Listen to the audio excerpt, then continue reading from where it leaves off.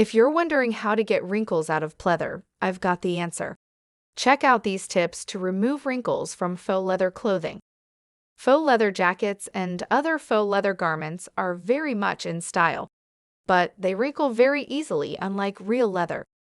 You can't just iron them like you can a cotton t-shirt, but there are ways you can remove creases without damaging faux leather. There are a few ways you can remove wrinkles from faux leather. Using a steam iron on the lowest setting works best for me. It's very important that you do not use medium heat or higher, and make sure you don't apply too much pressure or too much heat.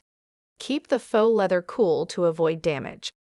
Here are a few tips to eliminate wrinkles. Hang your faux leather items on clothes hangers. Fill a spray bottle with warm water and lightly mist the back of the faux leather garment. Use a hairdryer set on low heat to gently blast the wrinkles in faux leather items. You may need to do this a few times to get all the wrinkles out. I find it helpful to use an ironing board for this method. Another option is to lay your pleather garment on a flat surface and use a steam iron set on low heat. Place a thin, clean towel over the pleather before you iron it. This will protect the fabric from getting damaged by the iron. If you don't have a steam iron, you can use a regular iron set on the lowest heat setting. Place a cotton cloth or towel over the faux leather before you iron it. You can try the steam iron method with faux leather furniture.